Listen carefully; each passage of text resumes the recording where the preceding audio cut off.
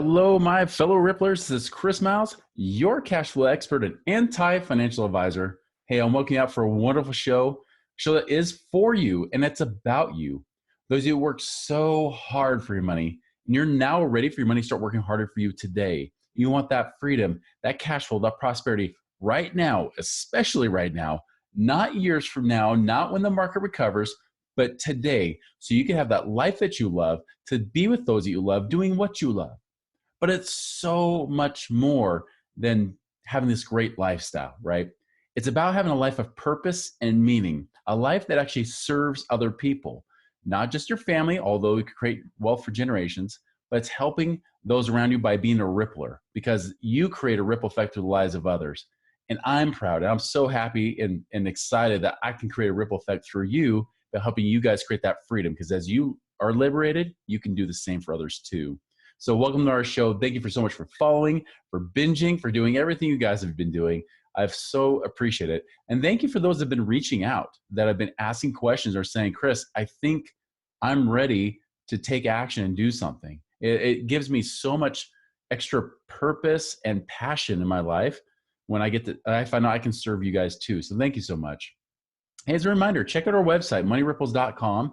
There's a great ebook on there called Beyond Rice and Beans, especially if you're trying to figure out how to find cash now, this is the time to do it. So go check that out. So I want to talk about something today, really tying with all of this. It's interesting because I've pre-recorded all these episodes from before I was supposed to leave on my trip to Europe, and then I ended up canceling the trip. You know, I was supposed to be gone for the entire latter half of March, and we found ourselves back in isolation, right? And so I've been bumping these things up because I want to make sure it's very pertinent to you guys now. And there's things that I'm seeing right now that really just disturb me, that bug the crap out of me, okay? You know, and I'm not trying to be a jerk or anything like that, but, you know, I don't want you guys to suffer needlessly. I don't want you guys to lose when you don't have to lose. In fact, this is the best opportunity now to win. And I'm seeing this. Remember, I've been through several recessions previously. I know what it's like to lose. I know it's like when you're trying to make things work. For those of you that maybe have lost income now, I know what that's like because I've been in a place where income was stopping, you know, or I had way more expenses than I had income. I was in the hole, you know, every single month. And I've also been on the opposite side of the extreme where, like right now, I got to tell you guys that I am absolutely 100% confident in my own situation. Not to the point where I'm being naive, right? I do know that there's aspects of my life that will be affected, but I'm not overly concerned because I've spent the last decade preparing for this. I've been spending the last decade trying to prepare you for this. And if you've been following my show for a while now, you already know this, right? You've been given advance warning that this would be happening. And we are moving to a recession, if not a depression. I guarantee it. There is no way we're just going to walk back into life like la, la, la, and everything's normal, right? That's just not happening. And so I want to talk to those of you because this is really the title of the show is do not let arrogance stop your freedom. Don't let arrogance prevent you from your freedom, that financial freedom you can have. So what I mean by that, here's what I'm finding is that there's a lot of people that still have not been in a place that they could call freedom. They've never been there. And a lot of times people say, well, Chris, why do you do this? Or why do you think this way? Well, because I've been there. I'm there now. You know, I've seen this. I've been in bondage and I've been in freedom. Back and forth before, you know, so I've been in both places. And I'll often get times where people will say, well, Chris, if the things you teach are so good, why don't a lot of people know about this? Or, hey, Chris, the stuff you talk about sounds almost too good to be true. Like, why, if this were so good, you know, wouldn't everybody be doing this? You know, wouldn't everybody be doing this kind of stuff right now? Hey, Chris, the stuff you're talking about life insurance, why don't other insurance agents do this too? Or why doesn't everybody do this? Because it sounds too awesome. It sounds too good to be true. And I've already done an episode last year about the whole too good to be true thing. But I'm going to add to that. Like, first and foremost, when did you become the expert at everything? I didn't know that you were the financial expert at the entire planet. You know, here's the thing, like guys, like although I am 100% confident in my position right now financially and where I am, part of this is because I've been through the worst, right? I mean, I never went to bankruptcy. I never went that far, but I might as well have, because I would have been better off filing for bankruptcy than not filing for bankruptcy when I went through those times. But I feel confident because I've been there before, and this is the times I feel like I've been prepared to be. I feel like I'm here to be a beacon of hope for you guys, to know that this is the time that you can actually develop and create more wealth than you ever have before, regardless of all the crap you're hearing in the media, social media, and anything that calls itself media. Don't even listen to it, right? Now, I'm not saying that you turn yourself off from the world, because there are legitimate bad things happening, and there's also legitimately good things happening. And there's plenty of opportunity there. But when I see people that say, well, I've never heard of this before. Well, I didn't know that you should have heard of everything, because if you had heard of it, don't you think you probably would have done it? And if it was so awesome, why isn't everybody doing it? Well, notice very few people are financially free. Why aren't they doing that? I'll give you a few reasons. One, you've got billions of dollars in marketing from these companies like Fidelity and all Vanguard and everybody else telling you, hey, we have the solution. Do what we do. You got HR representatives at every employer that's saying, hey, 401k is the way to go, right? You got even financial experts, quote unquote, out there telling you, hey, this is where you put your money. This is what you're supposed to do. It's like, you know, if you ever seen the movie Secondhand Lions, right? When they're gardening, they're like, the boy is asking, well, why are you guys gardening? Well, we're retired. That's what retired people do. You know, we garden. You know, why are you doing this? Because that's what retired people do, you know, instead of living their own life. Guys, the mainstream has not worked, period. Never. In 30 or 40 years, it has never worked. Understand this. Have you seen people become financially free putting their money in mutual funds, in 401ks? No. Even if they happen to have money there, it's not why they have money. They had money from some other source. Maybe they sold a business. Maybe they were making buku bucks in their employer years. They were being really good at saving. But at best, they're saying, well, I didn't really make much in the market, but you know, I kind of broke even based on what I put in. It's because they contributed so much and then lived on so little. And sure, that could work.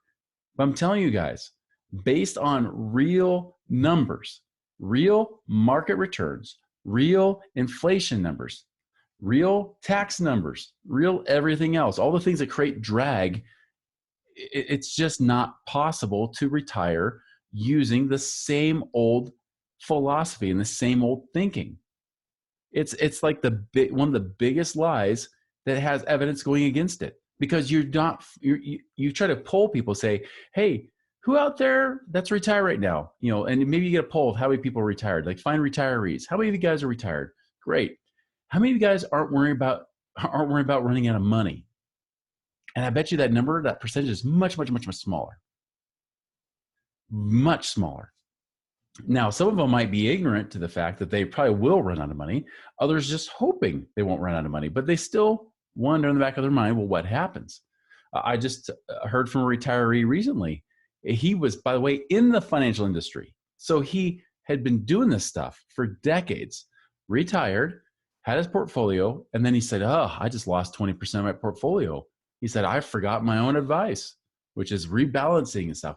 Well, maybe he rebalanced would have helped, but he's not alone. There's plenty of people. In fact, ask this question of any financial advisor you see. Hey, Mr. or Mrs. Financial Advisor, let me ask you a question. On the investments that you've been recommending to people, are you doing those yourself? Part one. Part two, have you been able to retire like I'm trying to do yourself? Now, if they're younger, they might say, well, of course not. You know, I've only been in the industry 5 years, 10 years, whatever. Okay, great. I'll give you that. Well, do you know anybody that's a financial advisor doing this for 30 or 40 years? Are they able to retire? And I'm telling you, I've known financial advisors in the business for 30 or 40 years who were still not able to retire. Even this guy, like I mentioned, the reason he was able to retire wasn't because of his investments. It's because he had pensions from different companies he used to work for before he was in the financial industry. So he had more than enough pensions and Social Security to cover his expenses. It was almost extra money for him. But still, he was worried. He's like, "Oh, I lost money." So when you say, "Well, I've never heard of this before," do you understand that financial advisors don't even understand this stuff, right? They don't get it. They're supposed to be the experts, and they don't get it either. It's the blind leading the blind. So if you want to have a better odds of success, it requires you doing something different. Yeah, when we talk about real estate investing is not new, but I'll tell you, some of you guys might have so much ego that you think, I'm just go buy real estate. Yeah. And you go buy whatever. And then you say, wow, it's not that much cash flow. What's Chris talking about? What are those people talking about? They make so much money on real estate. Maybe they're just flipping real estate and then they try to do that themselves. And maybe they get lucky once, which is the worst thing that can happen because then they think they're good.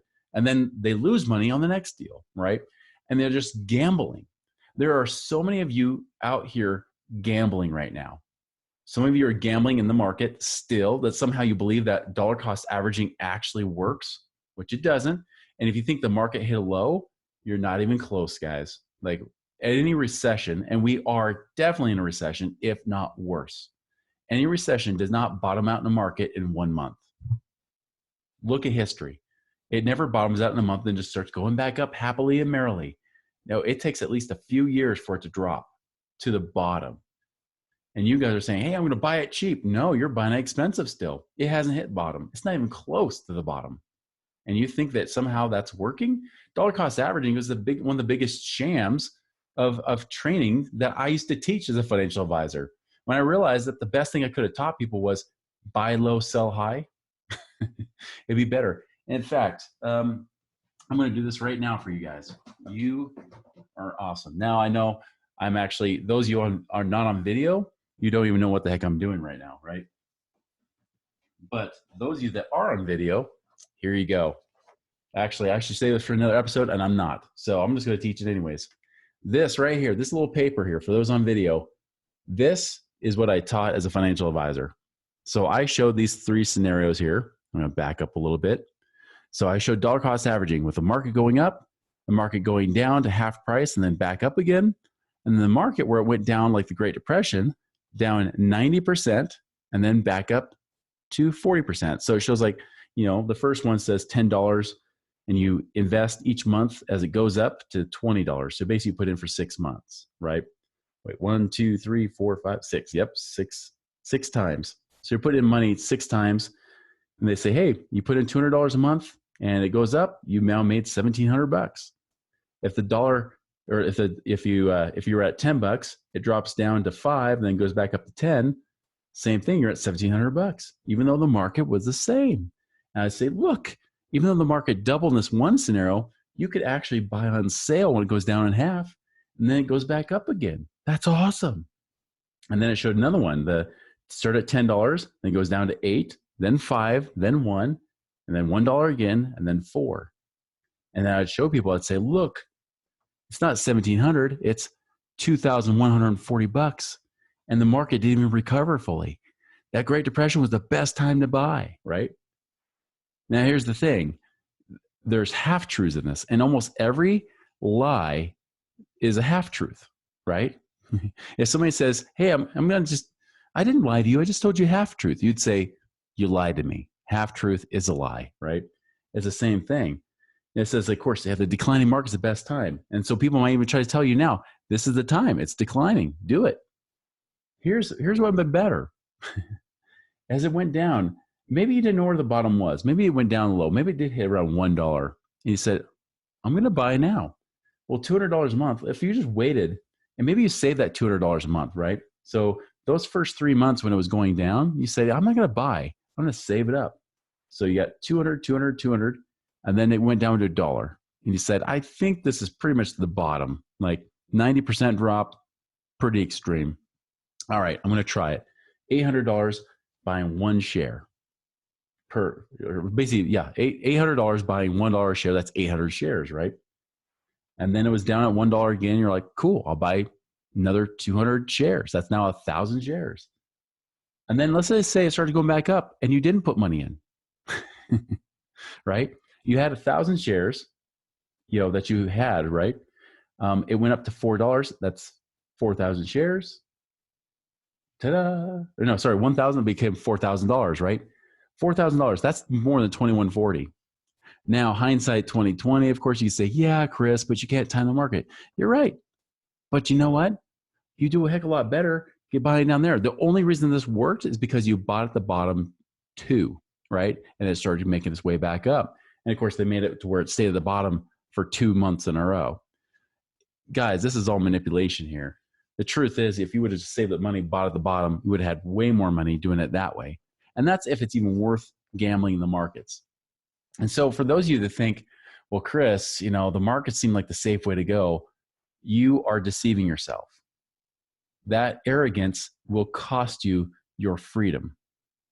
To believe that, hey, I think I could figure out the real estate stuff myself, that arrogance will cost you your freedom, because you'll find out you're like, that didn't work. What are those guys talking about? Is it possible that those of us that have been around the block for a while might know something you don't? Is it possible that maybe you don't know everything? And is it possible that the very thing keeping you from finding the solution is because you have not seen it from our eyes? And I just got to tell you, like, this is critical right now. Now, I'm just gonna leave it at that. Listen, if you're actually humble enough to say, you know what, I think there's a potential in my situation, but I don't know how it is. Well, then great, humble yourself and find out.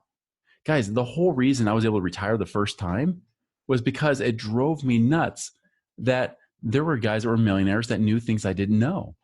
And of course, now maybe you call that pride, but for me it was curiosity. It was wanting to be better. It wasn't just like, hey, these guys know something I don't know, I gotta know it. I mean, it was, but it's because like I want knowledge, I want wisdom, I want to gain from experience, because the things that are in people's heads, that is where the real money is. That is the real estate that you need. That is the real gold. Gold is worthless itself, right? But the stuff that's in people's heads, you can learn it. That's where you grow. I'll tell you, like, along the way, I've had so many mentors. Yeah, I've read books like Rich Dad, Poor Dad, and those are good books, right? But it was really like when I start to get to know people one-on-one, understand their mindset, and my vision expands, and I start to relearn more things. Guys, I know way more about investments than the clients that hired me even 3-4 years ago. I know a lot more than I did. Don't think I remain stagnant. My whole goal is always to keep progressing and learning and growing. My whole goal with my clients is that they keep progressing, learning, and growing with me, right? That's the point. And so, if you guys are at the point you're saying, I think I need to learn more, hey, reach out to me, shoot me an email, go to my site, moneyripples.com, check, message me through there, say, Chris, I think I need something here. Now I'm going to take a break from this. I'm going to change this a little bit, because I'm going to give you the advice I'm giving right now. And I've been on so many interviews. I've already done 5 interviews in the last 24 hours. And here's the basic advice I'm giving. 3 things that you need in the market right now. And this stuff will challenge your belief, especially if you're trying to hold on to thinking that you know it. You know what's going on right now, that you think you know what's right. And maybe you do, but maybe you don't. So here's 3 pieces of advice I'm going to give you. 1, let me give you the 3. 1 is get lean. 2 is get liquid. And 3 is get out. Get lean, get liquid, get out. Number 1, get lean. What do I mean by that? Get lean means start tightening this belt. Start doing the same thing I teach in my ebook on my website, moneyripples.com. Find those things. Start applying those things right now. Start calling up lenders. If you've got student loans, put it into deferment. Even if you haven't been affected financially yet, the thing is, you might need more cash right now. Now is a good time to prepare. You can always pay more later, especially if you're a wise steward of this. Now, if you're going to blow money, don't do any of this stuff, because you're going to ruin it, right? But if you're someone that's a saver, or at least you want to be a wise steward, look for ways to reduce expenses right now. Now some of you are already doing that because you're probably driving and moving around less. You might not be eating out as much anymore. Great. That's awesome. But look for ways to, cinch the belt a little bit. Don't be cheap. Don't live on rice and beans. Don't do that stuff, right? But look for ways to get leaner. Look for ways to free up money. I just talked to somebody the other day where, they're looking to get $50,000 line of credit out of their HELOC. They heard me talk about that and they were looking to do it anyway. So they said, now might be the time. And they said, well, the 50,000, should we pay off, should we go in and gamble it in the stock market, basically? They're thinking, but maybe we should just start doing stock trading because it can't go lower than this. And I was like, stop right there. Don't you dare gamble your money in the market. You don't even know what you're doing. And they're like, well, I know somebody who's made money. I'm like, I guarantee he hasn't made money in the market either. I know that guy, and I'm pretty positive he has not made money in the market. I know people have made money in the market, and it's not what you think it is. By the way, the best traders in the world maybe make 20, 25% a year, like real returns year after year. That's it. And that's actively managing it. So anyways, so she's like, well, what should I do? I'm like, well, tell me more about your situation. And then she started talking about her loans. I said, well, give me all the balances and payments of your loans. And she had to go and make a spreadsheet. And as I started looking at it, I said, here's what you're going to do. You're going to get $50,000 on line of credit.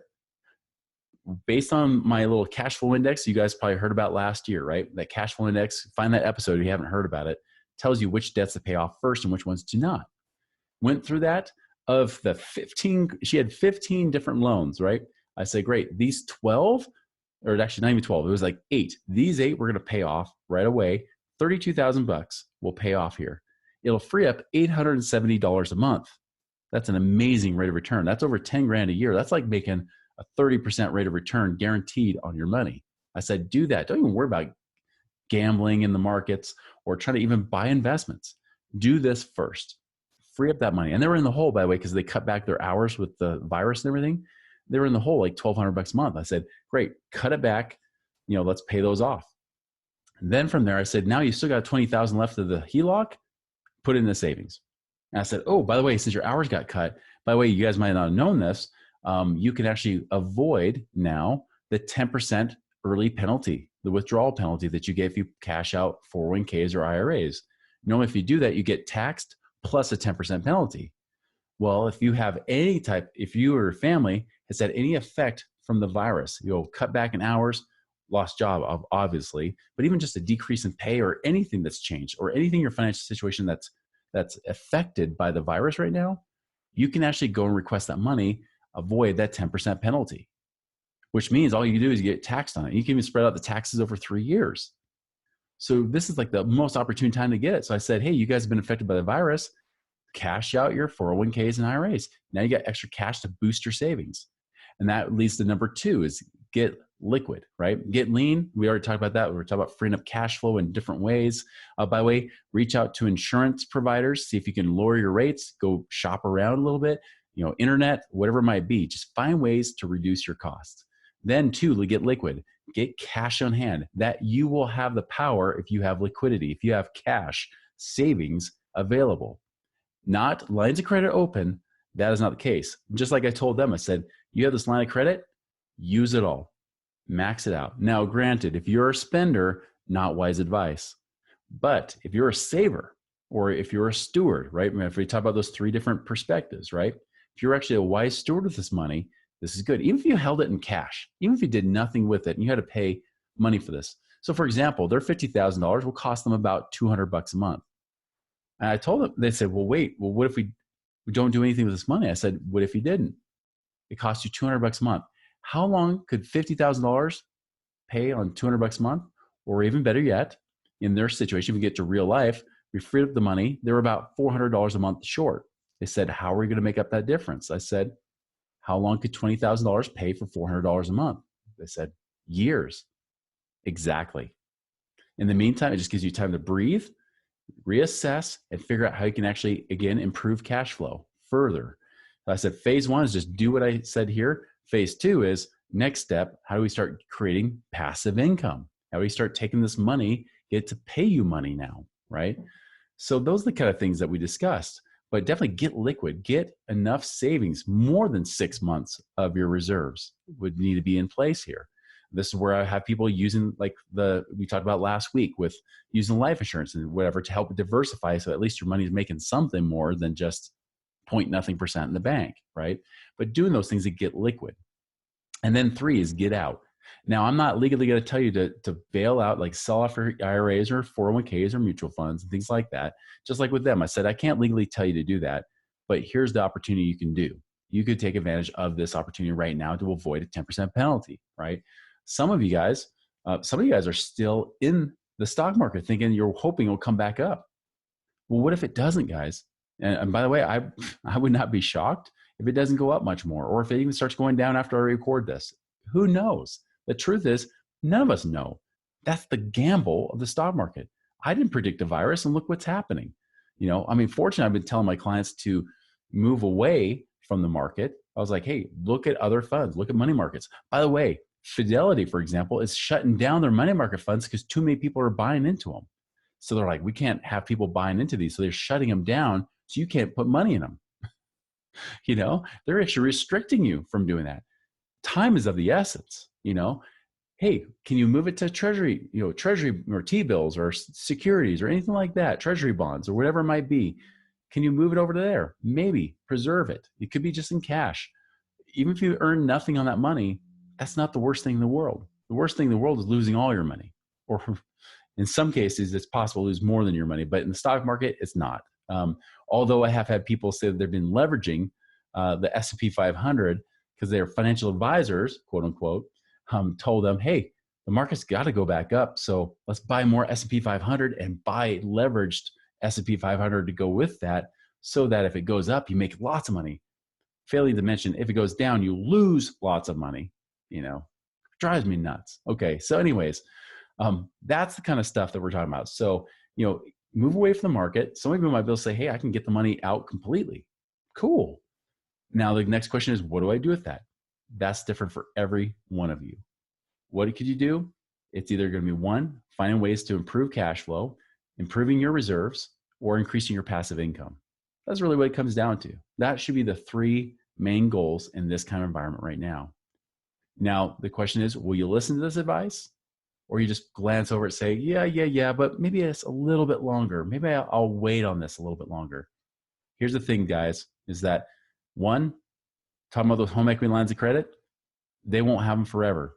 Even if you have an open line, the truth is, if you haven't cashed it all out, they will probably at some point cut it back, just like they did the last recession. So many of us, so many people, even people with perfect 800 plus credit scores, had their lines of credit cut back on them.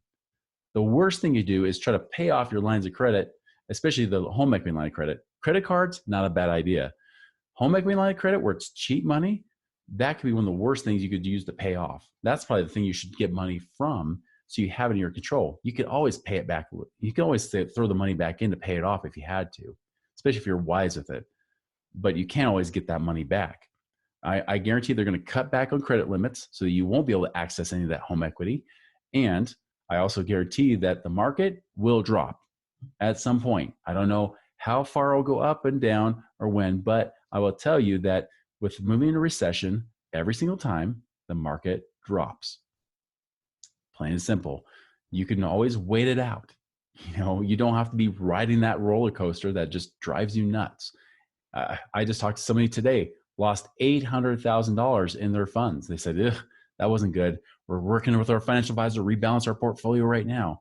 Listen, if you had actually followed the advice, right, you could actually avoided that kind of loss. Again, it's hindsight 2020. I'm not going to rub it in and put salt in a wound here, because I already did it technically. So, if it's something that hits you hard, sorry, not sorry. I really, again, I care so much. I didn't go into come out of retirement to have you guys just trifle with my words. I came out of retirement. I kept doing the show to educate you and to help you guys out, that give you a fighting chance. And this is your chance right now to determine what you can do. Everybody's case is different. Again, you can always shoot me an email and say, Chris, what would you recommend in my situation, right? There's always some possibilities there. So anyways, guys, I want the best for you. I want you to be prosperous. And I have hope. I actually have a hope of a brighter future for all of us.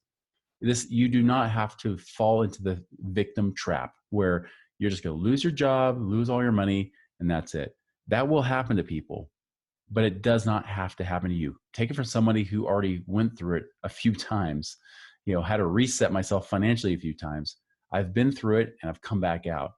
And I can tell you with confidence, if you do the things the right way, even if it's counterintuitive, even if it doesn't seem right, because everybody else is telling you to do the opposite, trust me. And when I say following the herd, following the masses does not lead you to financial freedom, because they would have already been there.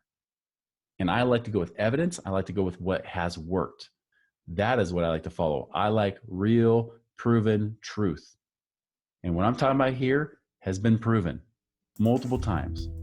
So anyways, guys, I really hope the best for you. I hope you make a wonderful and prosperous week. We'll see you later.